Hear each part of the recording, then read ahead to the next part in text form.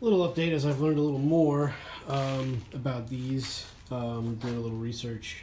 It looks like this green one, this would be gray. Looks like this gray is original, as opposed to this one had been repainted, and that's why we thought maybe this one had two. But I think these originally were green and gray on the back here.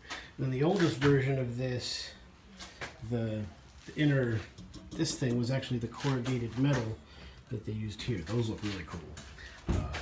So yeah, just a thought on the Vornado. I'm kind of clean, just wiping them down so I can bring them into the house, and that's what we're doing.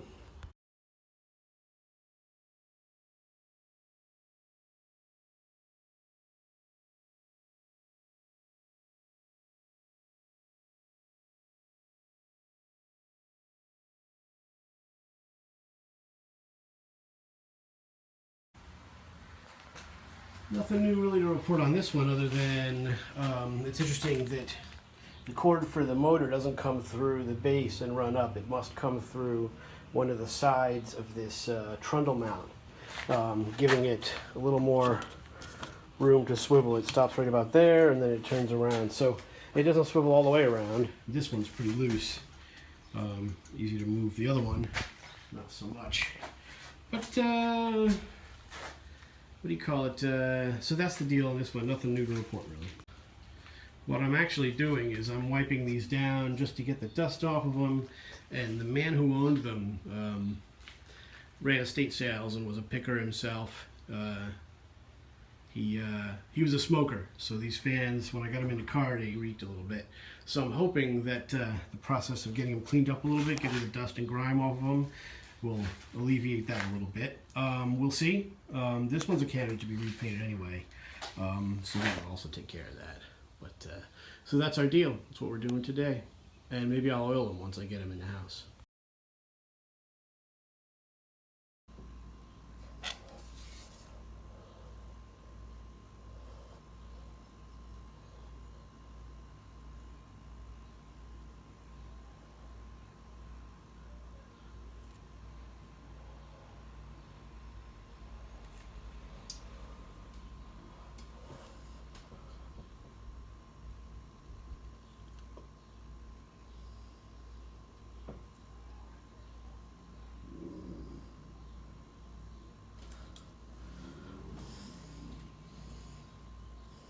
It's taking some oil.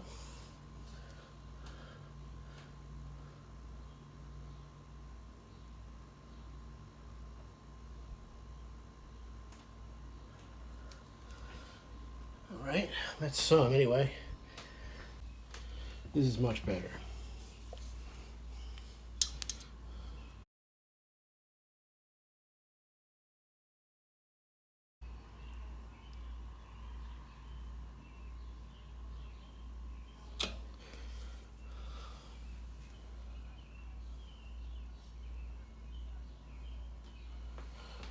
So the oil's not soaking down into the back.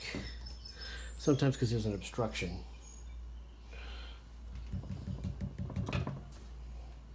All right, so the front one took some oil. Rear, however, we'll have to wait and see. All right. If you can see that, the oil's just sort of sitting there in a bead. I'm going to try to see if I can get it to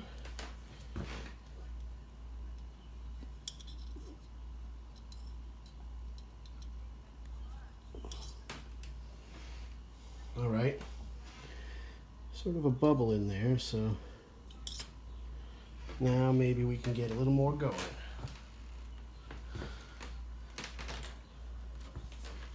Let's see.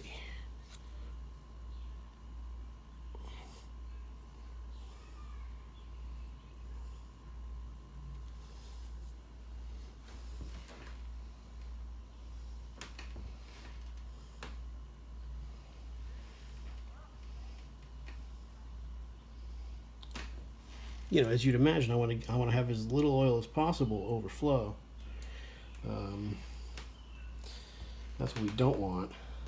So we'll see what I do next. All right, now I'm just going to try to force by squeezing the tube some oil down in there without trying to let it drip up on top. That might be part of our problem here. So you can't see any of that, but I'm just gonna